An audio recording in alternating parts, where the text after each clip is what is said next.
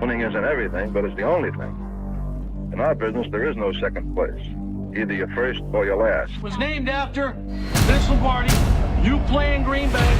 As important as it is to any other team, it means more to us. When he walked into the meeting, he looked us right in the eye. He said, "Gentlemen, we're going to relentlessly chase perfection." My first thought was on any play with my arm strength, I may not let anybody know this, but my first thought was home run. On every play. On every play.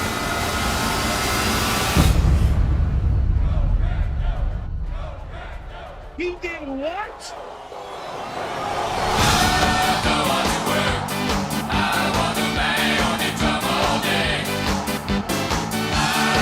Fires into the end zone. Caught! Touchdown!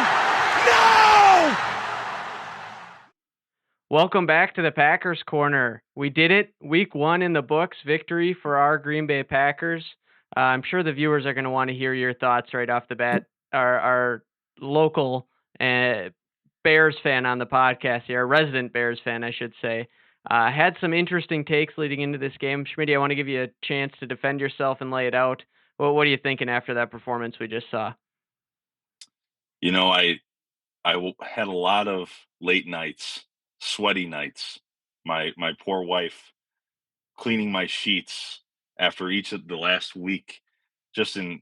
I'd wake up in the morning. I didn't know who I was. Couldn't look at myself in the mirror.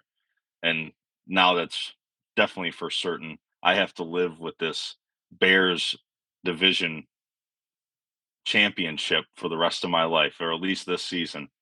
And what I watched a 10-6 ball game going into the half, so I didn't feel too bad actually about how I predicted the game to go. I thought the Bears certainly had a chance going into the third quarter, and it didn't work out that way for our Bears, the monsters of the Midway.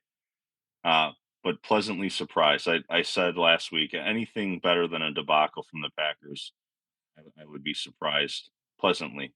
And how can you not be romantic about football, Griffey? I love it. I love it after seeing that. I was riding pretty high. We were excited. I had the score prediction at 31-13. I was off by a touchdown on both sides there, it looked like. But I said this was going to be no problem, and it was no problem. What do you think caused that? Why did we get it done, Dad? What was the key today? Well, I'm just sitting here reflecting, trying to soak it all in. And it certainly was a credible debut by our new quarterback, Jordan Love. There's not much you could say. And with the credible debut, he missed a few things, and he would be the first to admit that. He left probably 60, 70, 80 yards out there. A couple of long balls, one to Luke Musgrave, where it looked like either he threw it in the wrong place or Musgrave ran to the wrong place. So you've got some rookie receivers and so forth. And like Schmidt said, poor Aaron Rodgers didn't have any weapons last year, and this year Jordan Love did it without any of the weapons, pretty much, that Rodgers had. No Christian Watson, uh, no Randall Cobb, no Alan Lazard, no the old man playing tight end. I mean, the cupboard was bare. Good Lord, nothing but rookies and also Rand's out there apparently. So you got to give Love some credit. He did it without any help at all. But my overriding emotion is no big deal. We beat the Bears. After a couple hours have gone by here, let's not get excited. We got a lot higher sights than this on the horizon, and so great job. Beat the Bears. Move on. You're not worried about the Bears rising and elevating their game to the levels that maybe Tyler Schmitz here had predicted, an 11-6 season 11-6. here. Yeah. So you don't think that the Bears are for real? You think the Bears are who they've been and who we've thought they would be, at least as far as you and I are concerned, Dad? The Bears are who we thought they were. If you want to crown their ass, crown them. To quote in the immortal words of our beloved Denny Green, the one-time Viking mentor who moved on to the Arizona Cardinals to utter those infamous words. But no, I would stick with my original statement. The Bears are a 5, 6, 7 win team if everything falls right for them. And so we haven't done anything. We beat one of the worst teams in the NFL, and we got a lot higher sights to set for our season, and we got a lot more hurdles to climb. So there's a lot of cleaning up to do, but it's a good first start, and you got to be proud of the way Jordan Love. I just love the kid's demeanor, I guess, is even in the post game interview with Aaron Andrews, he's deflecting praise. It's just such a breath of fresh air from Mister Passive Aggressive, who did a good job for us for a lot of years, but kind of went wacky at the end there. We'll see how he does tomorrow night. Well, I do have a couple quarterback discussion points I want to talk about. First off, your fantasy quarterback there, Justin Fields, Schmitty. I actually came away a little bit more impressed with him than I expected to be, despite the onslaught in the Packers' performance. You got to remember, I thought the Packers were going to do something big like this against the Bears, so that didn't surprise me. But Justin Fields had to have one of his better passing games as a pro, which isn't saying much, but he hasn't done much that way. He was so evasive and so slippery, threw for over 200 yards, a guy that averaged about 130 passing yards just a year ago. Did you leave Soldier Field there with any encouragement for your fantasy team, despite your prediction going awry there? I some takeaways, Griffey. Certainly, you can feel good if you have Justin Fields. I think he started 4 for 4 with 50 yards. Uh, he kept the Bears in that game through the first half. I mean, it's a one score ball game going into the third quarter, so it's not like he gagged over himself. Uh, Aside from fantasy, the biggest call out is the play from the defensive line of the Green Bay Packers. Maybe the best performance I have seen from that defensive line. I mean, there was plays where I'm watching all 3, 4 of the linemen beat the offensive lineman in front of them. I mean, it was incredible to watch. It was a Devontae Wyatt come out party. That's what I took away. Fantasy, great. Justin Fields, I mean, he has the legs. He can escape, and I'm sure he's going to use his legs to much more effectiveness for other defensive lines in the NFL that aren't going to be as formidable as the Packers. I'm buying a lot of stock on that Green Bay Packers defensive line. If they can even output 50% of what they did today, they made the Bears offensive line look completely inept to block a quarterback. I'm impressed that Justin Fields was even able to get 100 yards. I can see why he's thrown for under 100 yards in his career a couple times if you have an offensive line play that resembled it today. I want to look at the other side of the ball at the quarterback position here. In his debut as the full time starting quarterback for the Packers, Jordan Love goes out there and converts 3 touchdown passes. How many times 1 year ago did Aaron Rodgers throw for 3 touchdowns, Schmitty? It couldn't have been many, my friend. Three, One four time. times. One time on the whole year. And it was really on the back of Christian Watson. I think that was the three. Did Christian Watson have all three of those? So when he had his Yeah. big game against the Dallas Cowboys. So I guess Rodgers threw him, but Watson was doing the heavy lifting on most of those. So pretty impressive to say the least, considering the quarterback play we were given last year.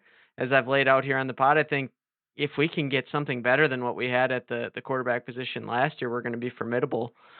So that was encouraging to see for sure. But Aaron Jones, really the guy that broke out today. He had a couple of awesome plays today against the Bears, of course. But then on the touchdown reception on sort of that angle route, he pulls up, grabbing the hamstring. He looked to be in good spirits on the sidelines and so forth. So I think there's some reason for optimism. But what do you think things are going to look like in a week from today facing the Atlanta Falcons, Dad, if we don't have Aaron Jones out there?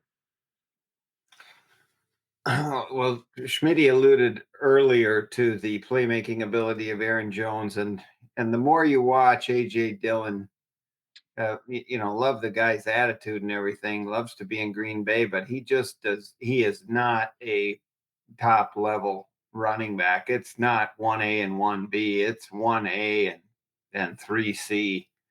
And he looks slow. He doesn't pack a real big punch. He just it's a huge drop off. He drops the ball. So I Terrible think it drop. makes Jonathan Taylor uh, deal look like it could be something the Packers pursue, because that could be a huge acquisition to get that kind of a talent on their team. So yeah, they're going to be a little. But the only thing is, if Christian Watson is back, that'll help that out because he stretches the field and opens things up. I just think he and Dobbs are a tremendous tandem that could offset the absence if our boy Aaron Jones isn't able to go. And it looks like that could be a possibility. They're not going to take any chances with him this early in the season. Yeah, clearly the Packers like the idea of having, sort of a two running back tandem there. They don't want to give Aaron Jones 25 touches a game, and I think it makes sense. He has been, not horribly injury prone, but it's just not the workload that we want him to shoulder. Unfortunately, just like you said, when we have a 3C as our number two option, it doesn't work well to play like that. It just hurts the team so much anytime we aren't giving Aaron Jones the ball when we try to run it or even pass it for that matter. I think you bring up a pretty excellent guy that we should talk about briefly, and that is Romeo Dobbs. He had the two touchdown catches, looked awesome. I was kind of the mindset that we might see a Jaden Reed breakout party here today, and that didn't quite come to fruition. But anything we were lacking from a full breakout from Jaden Reed, we made up for in spades with the two awesome touchdown catches, and particularly the fade that Dobbs was able to catch. What did you see out of the receiving core that stood out to you in addition to that, Schmitty? And who do you think is going to be the top receiver moving forward if and when Christian Watson returns? Yeah, well, let me correct you real quick. Jaden Reed looked fantastic, Griffey. I mean, his play on special teams and the special teams as a unit played fantastic. So to get that production from Reed today, I thought it was incredible as a first game rookie. So I will look to see that special teams continue to ascend and him to contribute in a great way on the return. But as far as your receiver core goes, Samari Toure made some great plays, but I think today Dobbs was the gem. That fade in the end zone from Love to Dobbs was incredible. That reminded me a little bit of our friend 12 to 17. How could you not appreciate that ball that he threw in the end zone? So if you it, when you look at the landscape of the corpse and who's going to get all the touches or going to get a lion's share, you would think Watson when he gets back, but then you expect Dobbs because of his play standing out so much that Jordan Love is just going to look to him if he's going to continue to make those plays. That his first touchdown in the end zone for him to rub off that safety and cut to the post. What a fantastic route! Again, his fade he's making the plays. I think he's really excelling as a route runner, and that's going to be crucial for a quarterback that's just trying to figure it out. And Musgrave, let's not discount Musgrave. I mean, the kid was wide open. The fact that he doesn't get in the end zone there is a tough look. But I think the Twitter warriors that were this offseason in this camp giving him a lot of hype and praise. I think some of that might be real.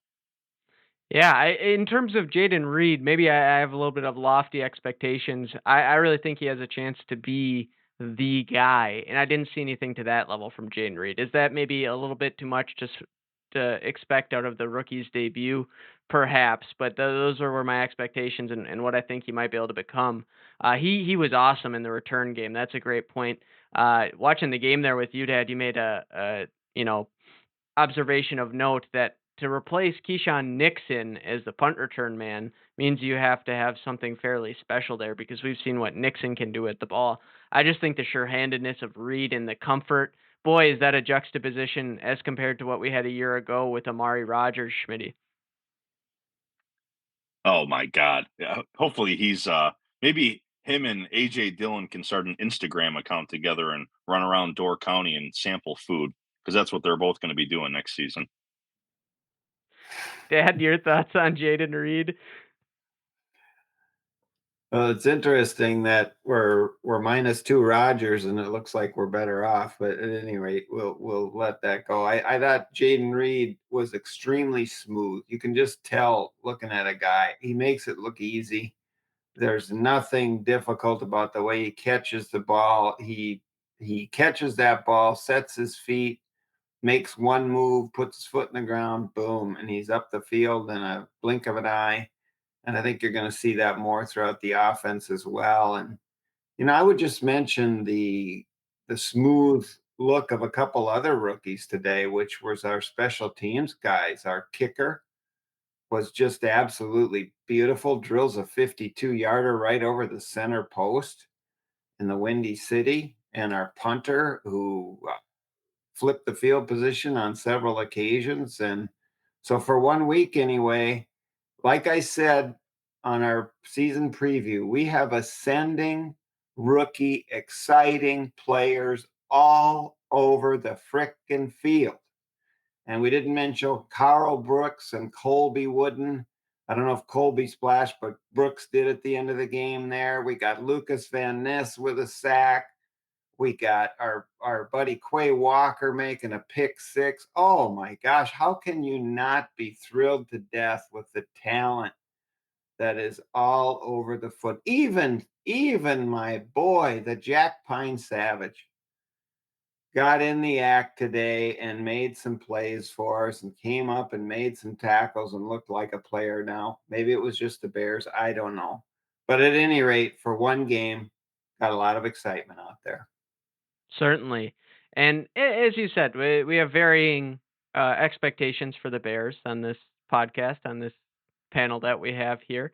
But nonetheless, always nice to go down to Chicago. I think, as I said last week, if we go out and we lose to Chicago in week one here, just from an emotional standpoint, that would have hurt really bad. Now I'm riding high. I'm jumping to my 72 Dolphins better watch out side of the prediction that we had from the last podcast. So I'm all in. I'm excited to see how this thing takes off. And the next stop for us is going to be the Atlanta Falcons, who were victorious today against the Carolina Panthers.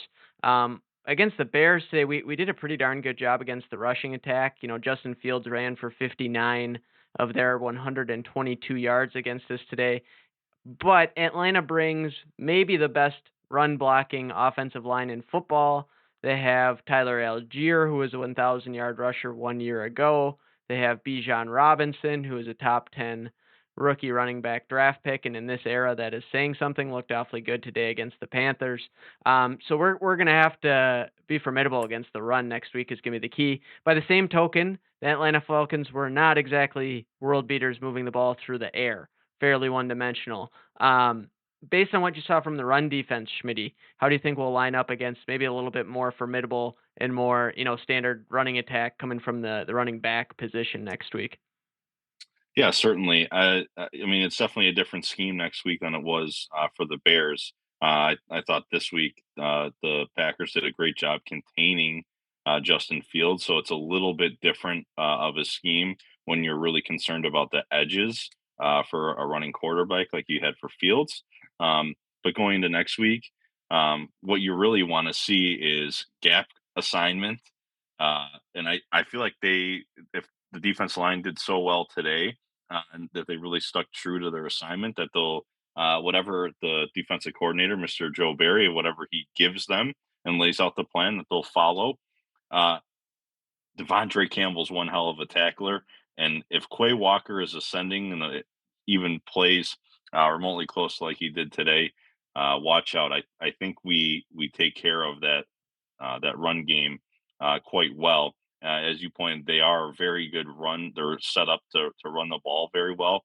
That play action, when you got a guy like their tight end, Kyle Pitts. there's Kyle Pitts, thank you. There's definitely some weapons that they have.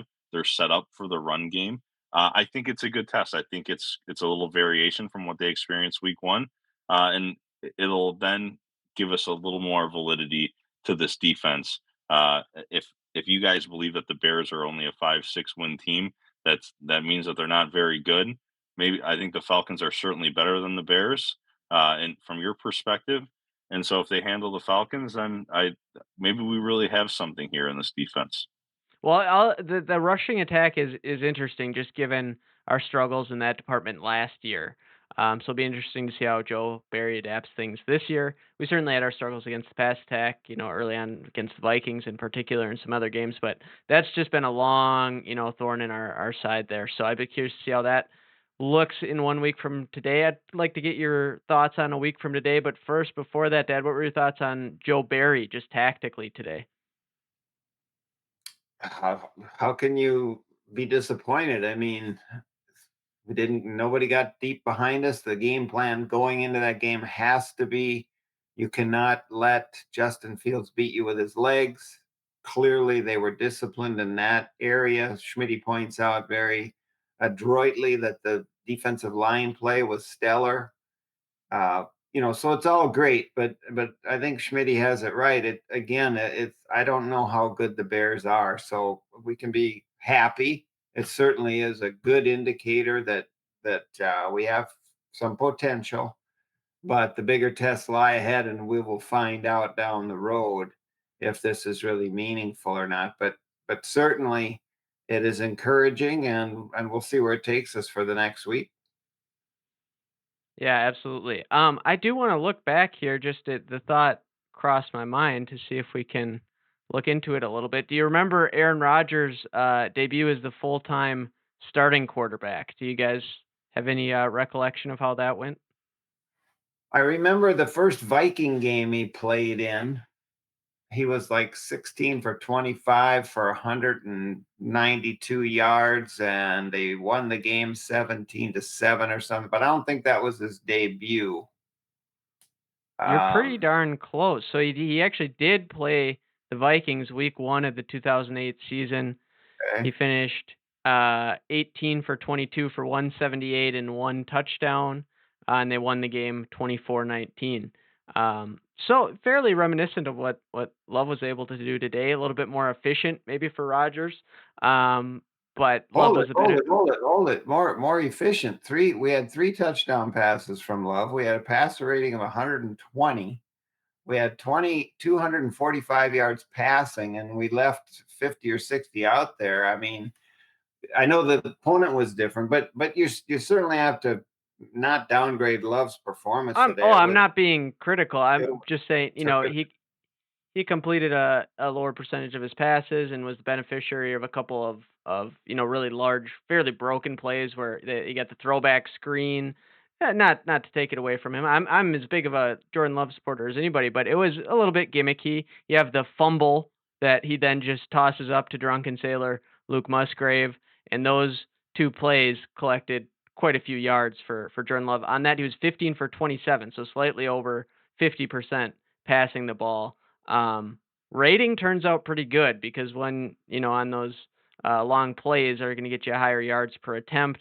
So overall, I guess we're kind of splitting hairs. They both had pretty good debuts as Packers, no doubt about that, and got the most importantly the win here. So, Schmitty, in terms of our Falcons matchup next week, I'm curious your perspective on where you think the Vegas line's going to come in there. I thought it was interesting that we came into Soldier Field as the underdogs, right? I Right. understand that Jordan Love was unproven, but with the opinion that my dad and myself had of the Bears coming into this game, I certainly wouldn't have made them the dog even on the road there. So, where do you think that'll stack up, and what do you think Vegas will think after they've seen a week of Jordan Love, and as we look towards the Atlanta Falcons matchup? Yeah. So other than the Kansas City game, which I talked about last week, each of their matchups were going to be a 3-point spread, and most of them where the Packers are going to be dogs. A win like this, I Vegas is a definitely has some knowledge surrounding this, so I don't want to say that they'll abruptly flip the script and you'll see the Packers as favorites, especially being a road team next week. But you can certainly see this now, where they'll be 1-point dogs. Maybe it's a pick 'em kickoff. It'll be very interesting to see if the Packers rattle off the took care of the Bears and if they take care of the Falcons, where these lines will start to go. You could see the Packers being uh, road favorites on some of these, which should be field goal football games. typically as a better when you see a 3-point spread or less, it's just based on who's the home team, and so the Packers, like I said, it wouldn't surprise me if this turns into a pick 'em come kickoff. Well, and actually, I looked it up here. It looks like we are -1. We're 1 point favorites against the Falcons on the road here in week 2. So interesting. We'll see how that changes as the week progresses. That's Vegas's thoughts. I want to get your guys' thoughts. What's your prediction for next week here, Dad? We'll start with you. Well, I don't feel it's appropriate to predict not knowing Christian Watson's status or Aaron Jones' status. That'd be a huge factor in that game. If neither one of those guys play, I probably would lean Atlanta's way. If one or both of them play, then I think you're looking at the Packers as narrow favorites there. So personnel, huge factor. Are you committing us to a prediction, or can we submit that to you after the injury report comes out Wednesday? I think that'd be the appropriate way to Well, go I about it. think that's reasonable, and I actually had that thought for this week after we had the Watson news. Was it worth revisiting our predictions there? I was already at 31-13, so I don't think I could have bumped it up too much further. But I think I would have adjusted the other way to deal with the fact that Watson was out. But we're looking at this week. I think that is reasonable. We'll get preliminary thoughts, and then I'll put you guys to something. We'll announce that to the viewers a little bit closer to game time, and we can take a look at how those predictions fall out next week. Do you have some preliminary thoughts with the status of Watson and Jones, not being fully known at this point, Schmitty? Preliminary thoughts about the game. I you beat a team by I don't care. It doesn't matter. This is the NFL. You're playing professionals, and if you beat a team by 3+ scores, that says a lot about your football team. Um, Aaron Jones, much more than Christian Watson. If Aaron Jones plays, I think they take care of business. I'll make my prediction now, pending just like Gar said. If Aaron Jones plays for me, the Packers win this football game. Um, I I see it right now as a 25-22 football game. That would be my prediction with the score if Aaron Jones plays and they lose by less than a touchdown if Aaron doesn't play. He is so crucial to what this team can offer uh, as an offensive product. He makes the thing go. He had two explosive plays when they handed him the ball on first down. How, how many times in the first half were you clamoring for him to touch the ball on first down? And whenever he did, it would be an 8-9 yard chunk, and then he would disappear. And there's not really uh, an explanation for it other than the fact that the Packers didn't have many offensive plays in the first half. But he is extremely important to what we do. Uh, yeah, Packers take care of business if he plays. That defensive line can might be able to win the Packers a football game this year. Well, we'll give you a chance to revisit that pending the status of those guys. I have to do some I haven't picked against the Packers very many times on this show, even when we had 12 at the helm. I think I'm gonna tentatively do it. I'm nervous about the injury status report. If we hear about both those guys are up, I might change my mind. But to win back-to-back road games to start his career, I think is a tall order to ask from Jordan Love. I think we lose a close one. Um, let's go with 24-21 down at the old Georgia Dome there is going to be my prediction for now, but I reserve the right to change my opinion prior to kickoff there. Well, you can Did, put a G by my name preliminarily. Uh, I feel we'll there's give you enough one. momentum there that I'll be leaning in that direction unless there's some catastrophic injury report here. If we have to trot out A.J. Dillon, who averaged 1.5 yards a rush today, he had 13 carries for 19 yards. Oh, that's going to be tough to be even as enthusiastic about our odds of catching the 72 Dolphins this year. I'm going to be a little bit nervous.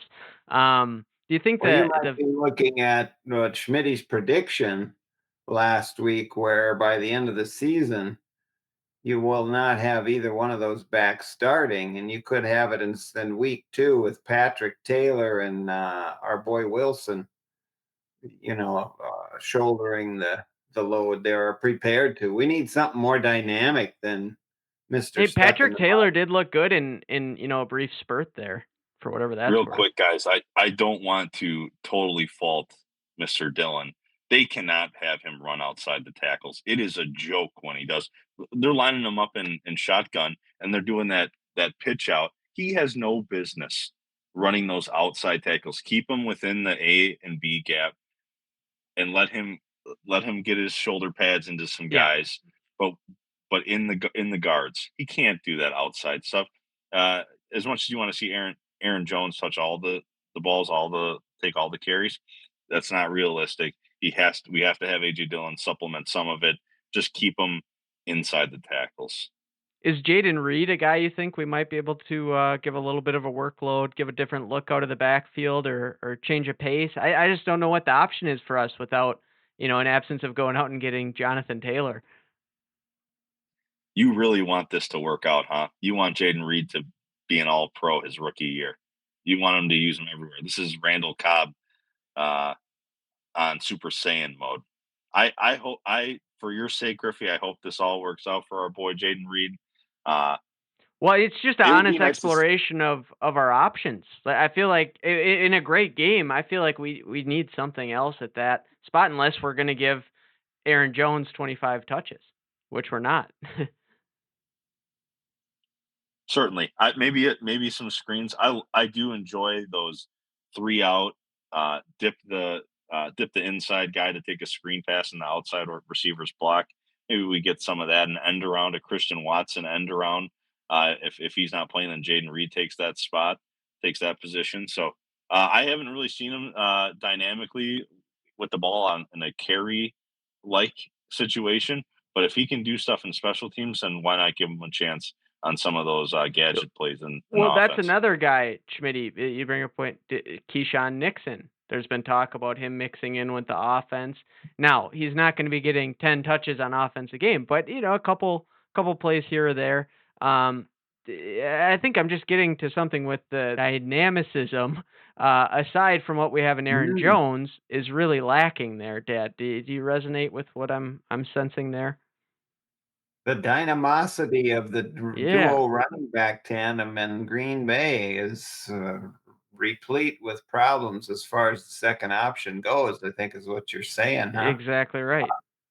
No, hopefully we don't have to worry about this and it's just a little tweak and it'll be fine. But it's a worthwhile discussion because it really does hamper our how powerful we can be and how dynamic we can be and how explosive, I guess is what I'm trying to say, that we can be in the offense without a weapon like that. So that's why I'm serious. I don't know if they look at Patrick Taylor and Wilson, who Schmidt pointed out was dynamic in the preseason.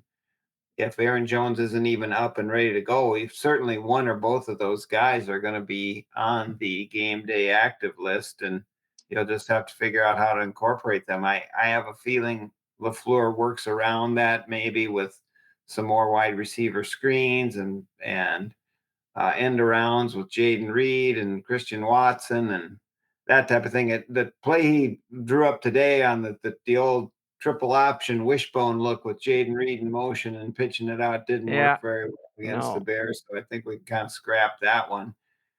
But yeah, it's a sobering thought to try to contemplate the offense without Aaron Jones Yeah. for sure. Well, let's take a quick look around the NFC North, and then we'll sign off until next time. We How had sweet was the game over at the bank? What a gift from manna from heaven. no doubt about it. Were you tuned into that one, Schmitty? Oh my God, absolutely delicious. Knowing that the in-laws are walking over their season ticket holders, getting all jolly, wearing all their purple, listening to the music that's provided free outside of the stadium, walking in 5.5 point favorites. Everything's gonna go fine and dandy. And no, the Bucks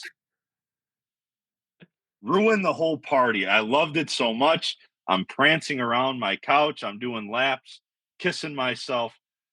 What a fantastic start for the Vikings.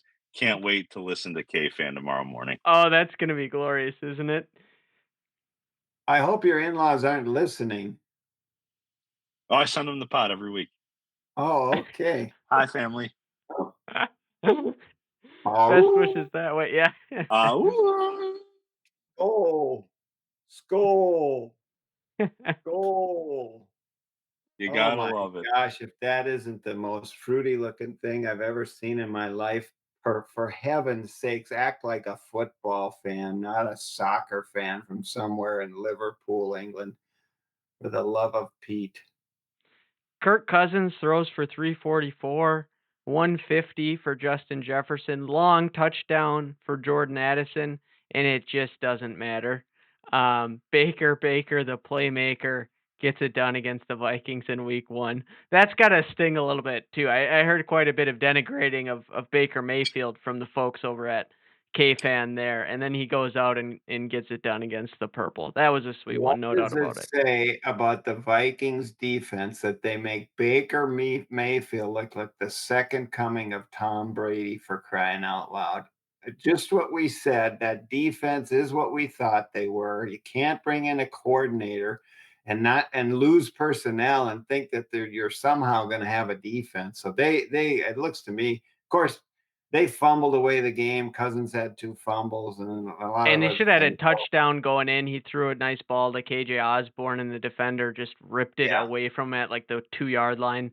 So yeah, they definitely left some points on the board. On the other hand, the Detroit Lions got numerous breaks to get it done against the Kansas City Chiefs. I've been maybe the most dismissive of the Lions on this podcast, and I can't say, frankly, I thought any saw anything that really makes me strongly change my mind. Obviously, you have to give them credit. Week one, going into Arrowhead, beating the defending Super Bowl champions, no doubt about that.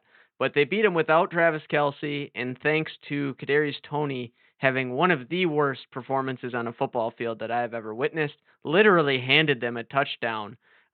Did your opinion about the Lions change at all given that performance, Dad? Would you bump them up from that performance, or they are who you thought they were? What did you take away from that one? Well, I predicted the Lions to win the division, and I'm sticking with that. I think there's something for real there. Is it out of reach for us to compete with them? No, but I think first of all, you better get the FBI to do an investigation into Kadarius Toney and see how much he was paid to throw that game, for the love of Pete there. Good Lord, you're He right. goes from winning them the Super Bowl with his punt return, and he had a big, kind of gadget play in the Super Bowl against the Eagles. Impressive performance, and that punt return really sealed things near the end of the game. To then having a Buckner-esque on repeat performance against the Lions. That's the highest of highs to the lowest of lows that you'll see in back-to-back games for a guy. You're right. Might need to dive in. With sports gambling, becoming such a big thing, maybe they got to him there, Schmitty. Everyone loves the knee-jerk reactions, right? But I think what's great about this, uh, for us, we're such a highly intellectual group of minds here in this Packers corner that we're patient. We do the contenders and the pretenders, and I think after the month of September, we'll know exactly what we have in a lot of these football teams. So much so that we might go 100% across the board on all of our Packers corner predictions. That's always possible. Speaking of knee jerk, what would you update your prediction for the Bears' final record, Schmitty, after that one? The Bears, they're not going to win the division, Griffey. I think I saw all I needed to. So thank you for everyone that tuned in. All the people reaching out to me, uh, wanting to bop me upside the head. Maybe I needed a good bopping upside the head. My wife hit me across the head with our vacuum, our cordless vacuum today. So I got some sense knocked into me. The Bears aren't winning this division. I made a grave mistake, Griffey, and I want to apologize to everyone on this podcast and everyone that tunes in on a weekly basis. That's not the team to do it. Uh, the Lions certainly can. The Packers just might be the darling of the NFC North. I love it. I think that's a great place to end it for today. I hope you guys have a wonderful evening and go Pack 1-0. What a nice way to start the season. Take care, guys.